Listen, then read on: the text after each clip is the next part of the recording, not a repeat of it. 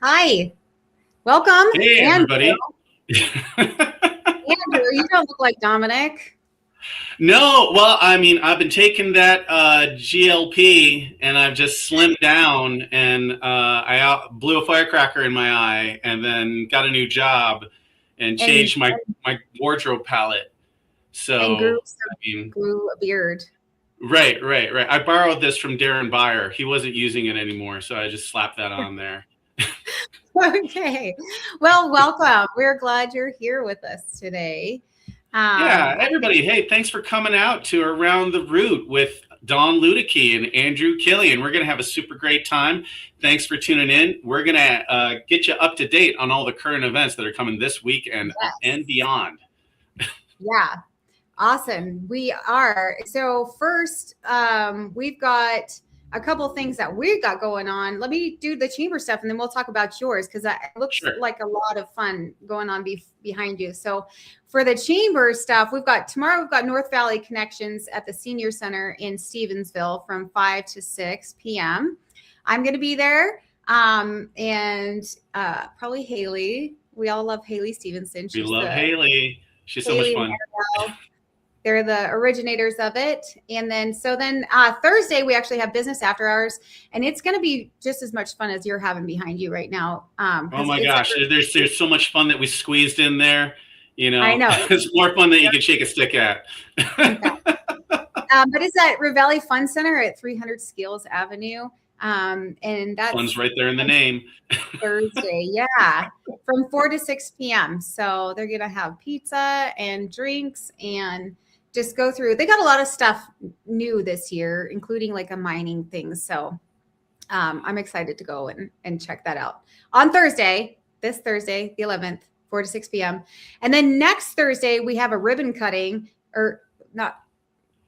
next Friday. Sorry, we have a ribbon cutting. With Johnson. There's so much going on. The days just bleed together. We do. We always have such a packed plate calendar, not plate. Yeah. Johnson Appliance. Yeah. Johnson Appliance at 12 o'clock on next Friday, the 19th.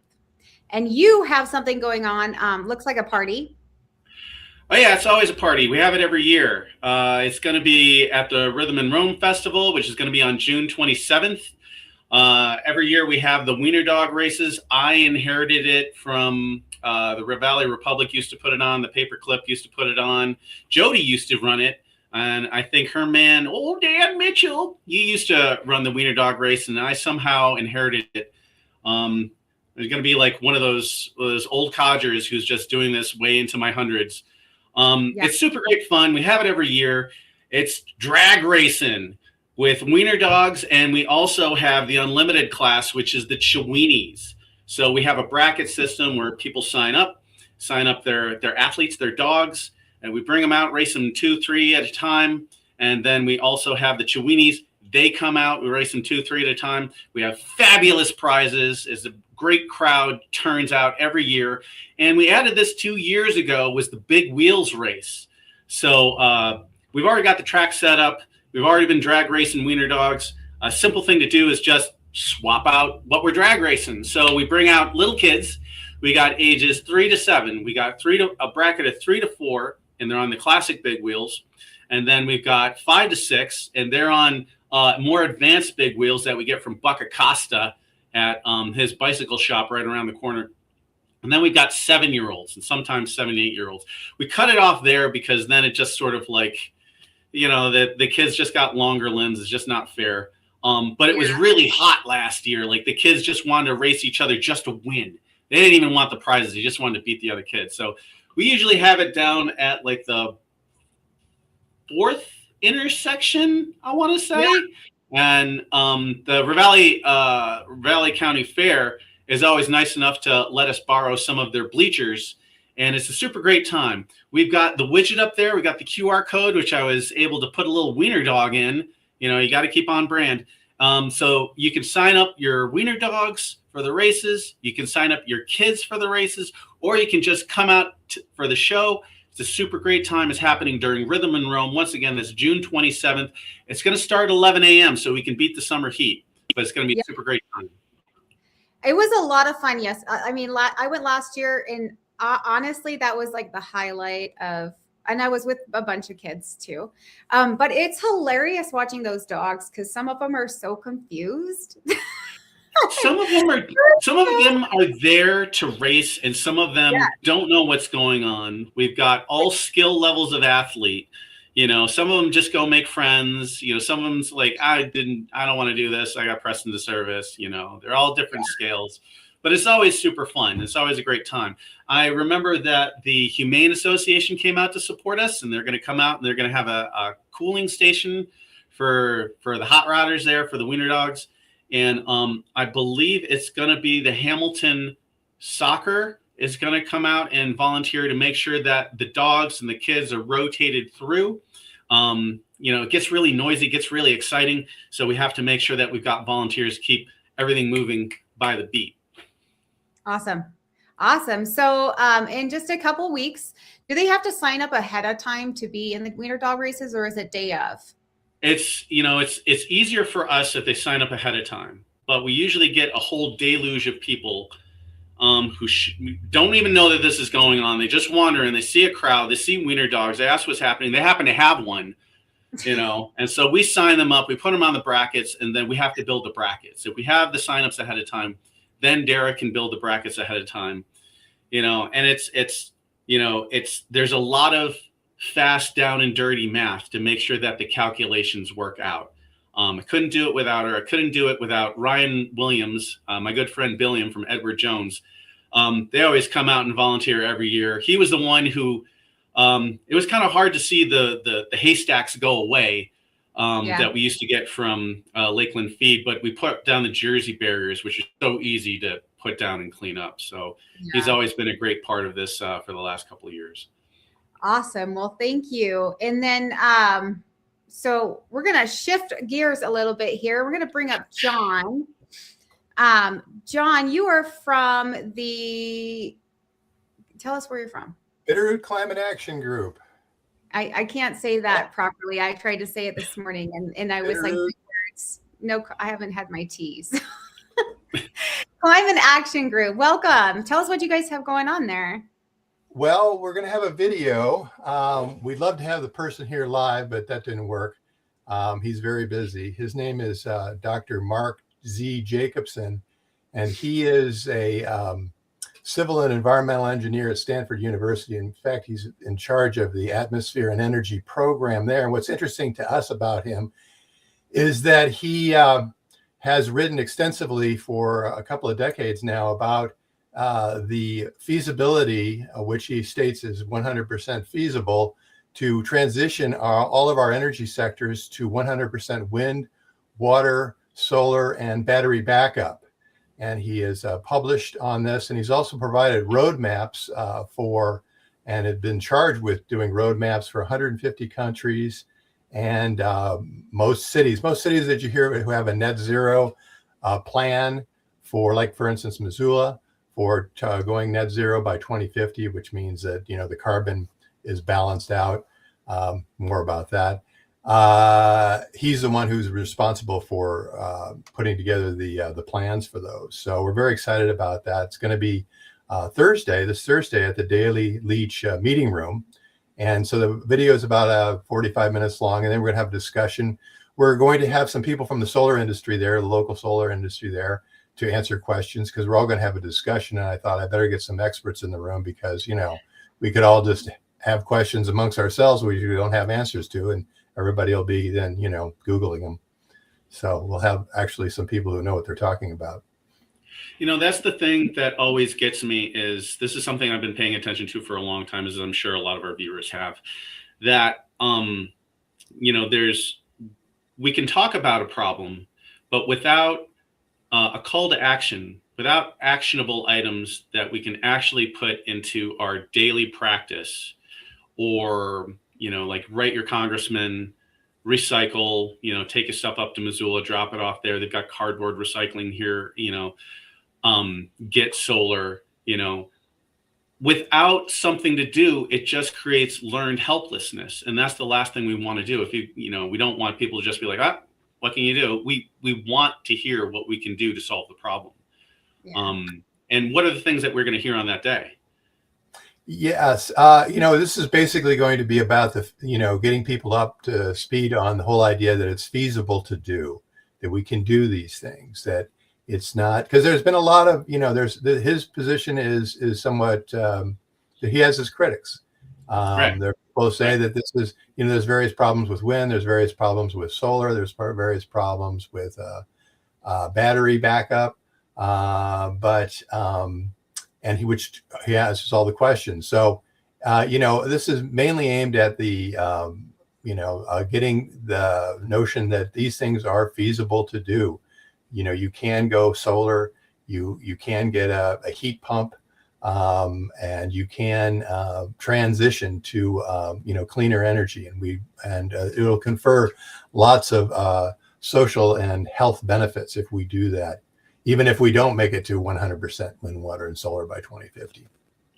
We were just talking about it when she mentioned it when she was setting everything up. Dawn was setting everything up, and Iceland is at 99%. Albania is at 99%. Like, there's a lot of countries out there, Well, that's very interesting. We're really close because of mainly all the hydro. Right. And even states that are don't have a lot of hydro, don't have a lot of geothermal, be a little bit of a heavier lift. It's possible to do.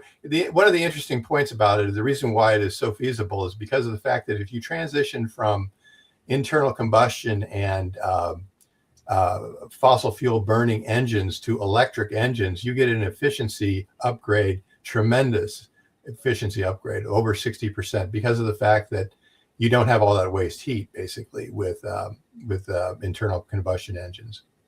And one of the things that's been pointed out to me is that what's at stake for Ravalli County is that we are one of the counties that have the highest risk of fire because of, wildland urban interface. We're so close to all this tall standing lodgepole. Like, not only we do need to manage it, we need to get ahead of it, for our kids and for future generations. For our kids, yeah. Unfortunately, die has been cast to a certain extent about the certain amount of carbon dioxide that's in the atmosphere presently, and the fire season is now a month longer than it used to be. Right. I've been living in Montana for well nigh 51 years now, and it's dramatically different as far as the climate than it was when I moved here. Yeah, just awesome. cold then. Yeah. Well, thank you so much for joining us, John. We got to move on to the next one here. So please come back next time you have an event or anything that you want to, an event that you would like to share with us. I will. This time I promise to be a little more responsive. We'll give you more time. Sorry about that, Dawn. I really appreciate it. Oh, you're good. You're fine. Thank you. Thank you so much for joining us. We're going to move over to the museum with Elena. And Elena's been on here before with the mansion, but it looks like you're with the museum now. Yeah. Awesome. Tell us what you guys got going on. So this weekend we have Bitterroot Day, and we hold it every second Saturday of June. So we're going to have the Salish dancers, drummers, fry bread. We'll have the kids' activities as usual. We have a lot of really great vendors. And let's see what else. I mean, it's just going to be really fun. We have entertainment. Don't remember who was coming to play for us, but we have entertainment and stuff like that. Awesome. Yeah. Every time we go to the Bitter Days, it's like if you took the farmer's market and just amped it up like 3 times. Right. There's so much more going on. There's always so much more activities. And it's already rolled into the, every Saturday, people go out there, get their coffee, get something to eat. There's some entertainment, and you get to see all your friends that you haven't seen in a while. It's always a great time. It is a great time. And Elena, how many years has this been going on? This has been going on, well, I know I've been in the Valley for 11 years, so I'm thinking this goes like the 2000s, 90s. I really am not sure because I'm not from here. So a while. Yeah, so for a long time, yes, definitely. For a long time. Yeah. Awesome. but we're paying. So do you have Bitterroot flowers for sale? Like, I know for a long time I had been going to the farmer's market or been in the valley and not seen them up until we went up to Soft Rock. We saw a couple of them there. And then up at MPG Ranch, they got some raised garden beds where the Bitterroots just sort of took over. Is that something that's on offer at Bitterroot Day? It will be a surprise because the flowers have already started blooming. So if they're still bloomed, we'll have them there. But if not, we've been working on. Well, actually, Michelle's been working really hard on some really beautiful necklaces that will feature the Bitterroot flower and some jewelry. And we've got some other crafts out there that might have to supplement it. But if we do, it'll be the last minute before we go out and get some Bitterroot flowers to actually sell. Okay, awesome. Yeah. Awesome. Well, thanks for coming out. It's always great to have the museum on the show. There's so many great things that they have to offer, including regular tours. Thanks for coming out. All right. Thank you. Bye. Awesome. So we're going to bring up next Sue she's with Partners in Home Care. What do you have going on, Sue? So we have our second annual Gardening Through Grief, which is a bereavement grief event at the Sapphire Lutheran Homes on June 24th at 6 p.m.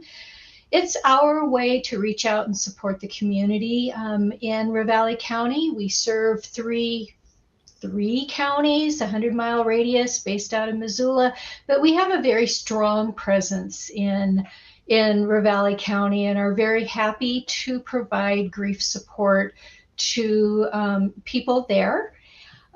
So we invite people to come out and join us at Sapphire Lutheran Homes. Awesome. Yeah. Well, so when someone passes in your life, people have these bromides that they say. They kind of make you feel worse, and that's not people's intent. People want to say something they just want to be there for you. Like, what are the things to say, not to take away all of your best material, but what is something you say to a grieving person that is not going to be the wrong thing? Yeah. And working with people in grief and holding space for them, sometimes really no words are enough. So it's giving people permission to talk about their experience, to talk about their loss, and not shying away from, it's taboo. We don't talk about that. We don't want to upset them. People will be able to set their own boundaries by saying things like, thanks for caring and sharing and understanding, but right now I'm not ready, but keep me in mind because I will be ready and I will talk about that at some point. So offering that opportunity to share, sometimes even just sharing that memory. I remember having a conversation with your dad, and this is what he reminded me of, or this stuck with me all these years later. So those types of things. So inviting that conversation and sharing. Gardening actually is another way to nurture that, to give our grief some attention, and be deliberate. And it's a tremendous cathartic way when you do rage weeding, and have to just kind of get some of those feelings out. It also can be very nurturing as you plan your garden, as you nurture and you plant and you take care of that. That's very similar to how we care for ourselves in grief and care for each other in grief, by understanding that grief is universal and it's not a scary thing, it's a challenging thing, and it's growth.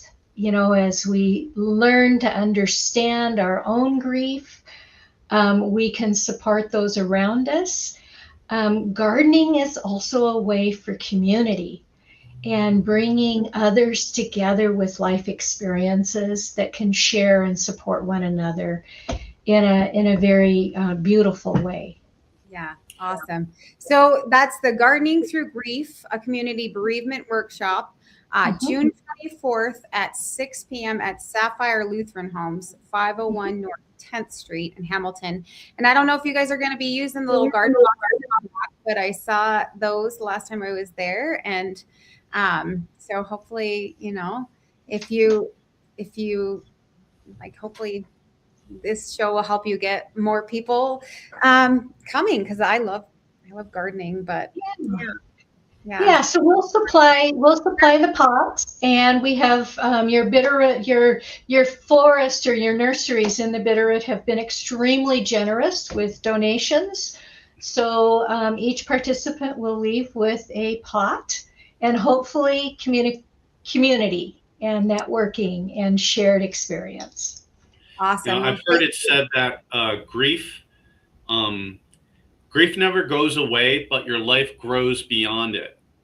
You know, Absolutely. similar to like when a tree falls, you'll see the different rings. You'll see like one ring had like an injury from a fire, and the tree just kept growing beyond it. And the same is true of people. So it brings it back to that metaphor of growth. Absolutely. Yeah. Awesome. Well, thank you so much, Sue, for joining us today. Thank you.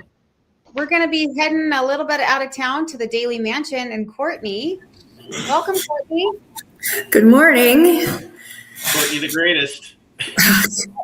I thought I'm not Did Dominic. you want me to tell you to say that? Yeah, she thought she was going to get away from that today. But Well, fun. thanks for letting me on the show again. I asked because tomorrow marks the opening day of the Daly Mansion's summer season. Starting tomorrow, the mansion will be open 6 days a week with tours on the hour. With our volunteers, we will have some self-guided times with docents, and those 6 days are Tuesday through Sunday. We will be closed on Mondays inside the house, but the grounds are open 7 days a week, and it'll be like that from tomorrow through the end of September. Something new for the tour season this year, starting next Wednesday, June 17th, I've been working with some local musicians, and we're going to have melodies at the mansion. It's an extra little layer to increase engagement. Our first musicians are Janie Bauer, who's a pianist, and Suzanne Shaner, who is a flautist. They'll be playing for an hour in the afternoon on Wednesday. During tours, it's not a concert, but it's, again, just something to elevate and enhance the experience. And we're hoping to have multiple musicians every other week or once a week, random times. So there's another excuse to come and stop by the mansion to see us. In terms of events, Blacksmith Brewing is hosting the Daly Mansion on June 24th for a pint night. And then something brand new, we are participating with the Paddleheads Community Tuesday. They're the baseball team in Missoula. If you go to our website, you can purchase tickets to that game, which is on Tuesday, June 30th. And the proceeds from the tickets purchased through the link on the mansion website goes directly back to support the Daly Mansion. So there's a lot of things coming up. If you like baseball, I know that we're not the only nonprofit that's not supporting, but participating in this. So hopefully I'll see a lot of my friends in Missoula at Paddleheads games on Tuesdays. Yeah, I mean, we had an ambassador meeting, and it was almost a competition of whose paddlehead game is where. So we got a whole list of it all. That's a lot of paddlehead action. One of the things I love when you come on is the language. Like, you don't often hear the word docent, pianist, or flautist in common conversation, but you seem to find a way to work it all in there. Naturally. That's one of the perks of working at a historical place. I get to use historical language. Right. Love it. Well, thank you so much, Courtney. And there's always events going on at the Daly Mansion. So if you need to rewind this video and scan her QR code there that was up in the corner. and see all of the events that are going, or just do it right now and see all of the events that are happening at the Daily Mansion this year. Thanks so much for joining us, Courtney. Thank you. Thanks. All right, so I did forget a couple things. So the big things that I forgot, like always, the Brew Fest. So our 31st annual Brew Fest is next month, July 25th, at the Daily Mansion. Speaking At of the Daily Mansion, are on sale now. So we've got a lot of planning going on with that, and it's going to be fun. I mean, biggest event of the summer. Biggest event of the summer. Nothing even comes close to it. You know, everybody comes down from Missoula. People come from parts beyond. You get to connect with your friends. I get to pour beer, you know, which is great because I could say hi to people for 30 seconds and then that's the end of the conversation and they move along. You know, such a great time. Who's going to be the musical act? Oh, Jody, I forget. I don't want to say. You don't want to say. Okay, no, it's all right. It's the Timber Rattlers. Okay, that's what I thought. It's the Timber Rattlers and the Benevolence. I thought that's who it was, but we've been tossing around so many band names for different events that I wasn't sure. Okay, Timber Rattlers and the Benevolence, and VIP entry this year is at 2 p.m. So it's a little bit earlier. We wanted to show our appreciation to our VIP tickets, and so they get in a little bit earlier than everybody else. So 2 p.m. entry for VIP. So if you want that early entry and the mug, get those VIP tickets, and they're on sale now. And we are going to have the bike and walk path. It's going to be open again this year. Yeah, that's great. That's great, because if you don't want to drink and drive, you want to go home safely. You want everybody to get home, intact. And are you still doing? So we'll have the shuttles too. We'll have the shuttles going downtown to the high school and downtown Hamilton. Fantastic. So there's no reason you should drink and drive ever. So do you still have the app? Are you still using like the beer app? Because I know that Grizzly Broadband brings the portable tower every year, so you've got some internet service for that event. We are. Yes, we're using the app. So that people can pick their favorite beer and they can learn more about the beers, and it's just get more information and add a layer of enjoyment to the whole festivities. Yeah. And just want to do a shout out to A to Z Personnel for being our main sponsor for Brewfest this year. And then we have one more event that we don't have. Tickets aren't on sale now yet, but they will be soon. But we are going to be having our Chamber Awards dinner August 21st, and it's going to be a blast. The theme is Wild Wild West. So come in your best Western gear, and there may even be, there's going to be games and music and dinner and a silent auction, I think. We're still in the planning phases, but it's going to be a lot of fun. Is there going to be like a showdown, like at high noon, like Jody's going to come out with her 6 shooters and then, like do the quick draw and blow a cigarette out of somebody's mouth with a bullwhip? It's a possibility. Dominic is helping us plan some of this, and you are. So it's always a possibility. I'm going to get some oversized leather chaps and a ridiculously huge cowboy hat. I don't know if it'll be period, but it'll be big. Yeah. I'm really excited to see what everybody's going to show up in. I may or may not come in costume. I'm probably going to. I think you gotta. Convince my husband to come with me in costume. So yeah. You don't have to come in costume. Just come and enjoy the dinner. It's going to be a lot of fun. And there's going to be semi-formal is usually kind of Western anyway.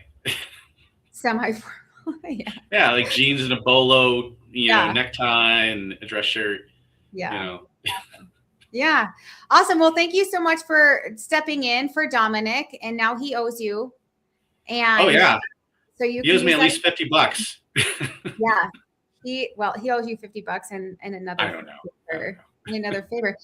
You can use that against him later on. But thank you, all of our guests, for coming, and Andrew and Jody in the back end. And we will see you next week around the route.